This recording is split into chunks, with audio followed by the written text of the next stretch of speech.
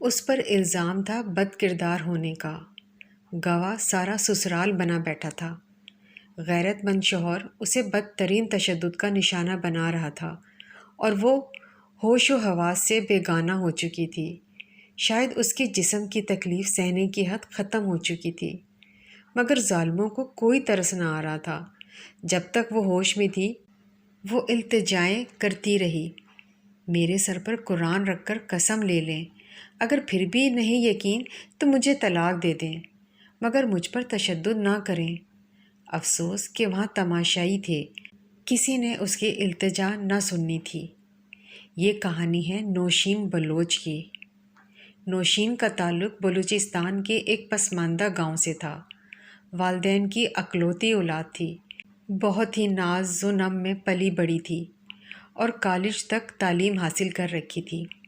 گو کہ پاکستان کی تعلیم یافتہ لوگوں کے لیے FA کوئی خاص تعلیم نہ تھی، مگر بلوچستان کے اس پسماندہ گاؤں بلکہ گرد و نواح کے 4-5 گاؤں میں بھی اتنی پڑھی لکھی اور کوئی لڑکی نہ تھی۔ شاید ہی کسی اور لڑکی نے پرائمری پاس کر رکھی ہو۔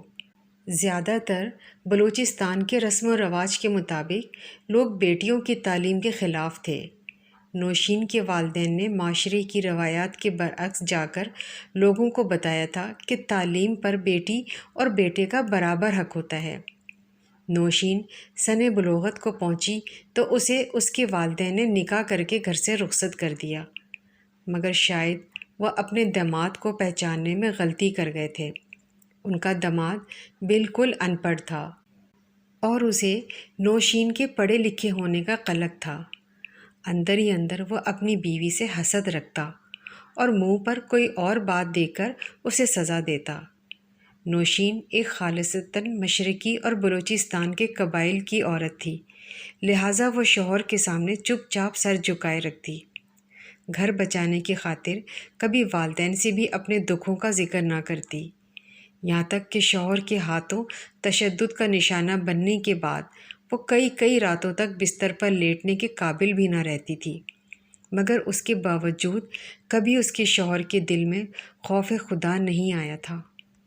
آج پڑوسن کی ایک عورت اپنا موبائل لے کر نوشین کے پاس آئی تھی، جسے ہیلپ لائن پر کال کر کے کچھ معلومات لینی تھی۔ چونکہ اسے اردو میں بات کرنا نہیں آتی تھی، لہٰذا اس نے نوشین سے مدد طلب کی اور نوشین نے ہیلپ لائن پر کال کی تو دفتر میں بیٹھے کسی مرد سہولت کار نے معلومات دینے کے لیے کال اٹھائی۔ نوشین اس سے متعلقہ معلومات لے رہی تھی کہ اس کا شوہر بھی پہنچ گیا۔ شوہر نے جب بیوی کو کسی مرد سے بات کرتے دیکھا تو اپنے سارے گھر والوں کو بلا لیا اور نوشین پر الزام لگا دیا کہ اس کے کسی لڑکے سے ناجائز تعلقات ہیں۔ نوشین کی لاکھ صفائیاں اور پڑوسی عورت کی ٹھوس گواہی بھی کسی کام نہ آئی، بلکہ پڑوسی عورت پر پیغام رسائی کا الزام لگ گیا اور نوشین کے شوہر نے اسے پیٹنا شروع کر دیا۔ نوشین نے لاکھ قسمیں دیں، قرآن پاک سر پر رکھ کر تسلی دینے کی بات کی، مگر جب بغیرت اور خوف خدا سے عاری مرد ہو تو کہاں یقین کرتا ہے۔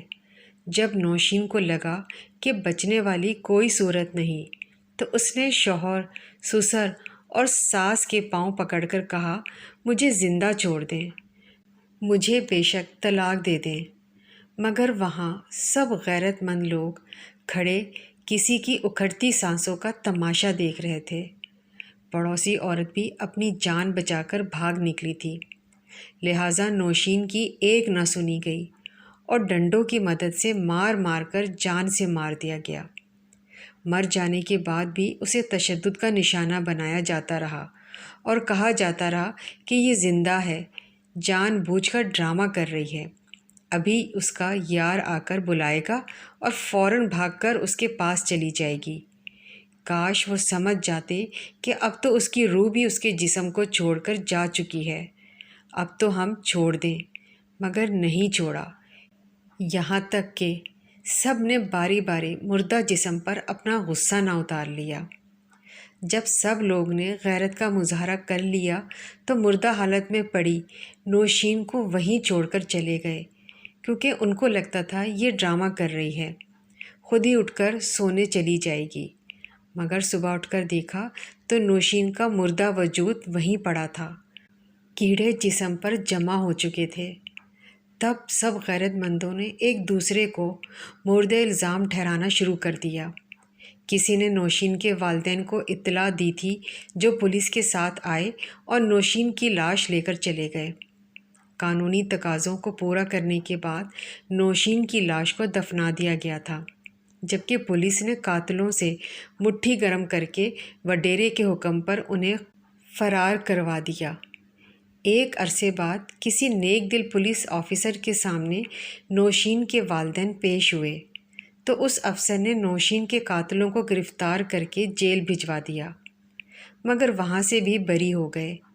البتہ نوشین کے شوہر کو عمر قید کی سزا سنا دی گئی۔